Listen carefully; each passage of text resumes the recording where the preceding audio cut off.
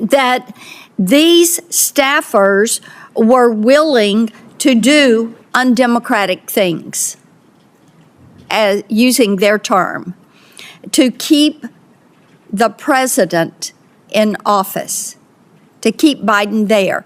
They were willing to do undemocratic things, unlawful, to policies that the American people did not support. Now we're finding out the media was all a part of the joke. They were part of the ruse. They were part of the fraud that was pushed forward. A Biden staffer told the authors that Biden just had to win and then he could disappear for 4 years. Americans have been asking the same question for months. Who is running the country?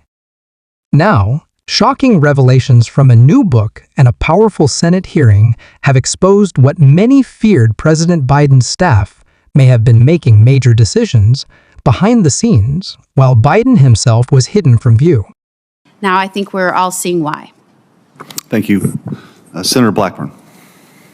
Thank you, Mr. Chairman, and I'm so pleased. I joined my colleague from Florida in saying it is time that we have this hearing. All across Tennessee, I hear from people every single week that say, what was really going on in the White House, and why would no one say anything when, with your very own eyes, you could look at any of the footage and see what was transpiring with President Biden. And I think the fact that many of his own cabinet members knew that he was not fit to serve and that there was a cabal behind the curtain who was making all the decisions.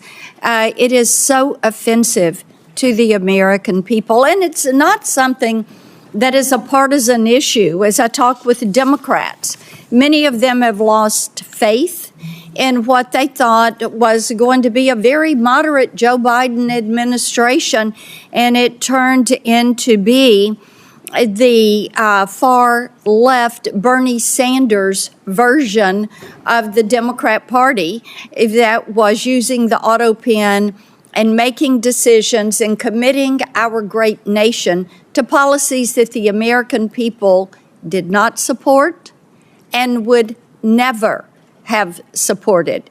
And I fully believe that because of that overreach and that flippant attitude that much of his staff had toward the policies of this nation, to people in the administration that chuckled about tossing gold bars off the Titanic. They knew they were going down. They knew they were going to be found out.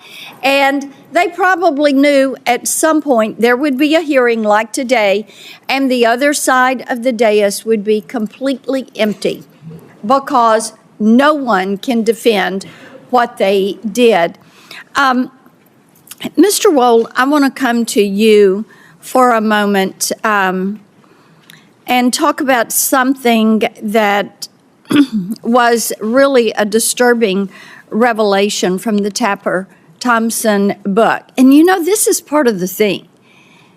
Now we're finding out the media was all a part of the joke. They were part of the ruse. They were part of the fraud that was pushed forward. A Biden staffer told the authors that Biden just had to win and then he could disappear for 4 years. That's all they needed to do.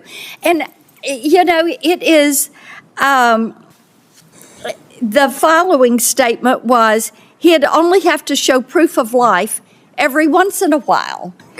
And as I had a Tennessean say to me, when they had actually downloaded this book and read it, and then they said, you know, how stupid do they think we are?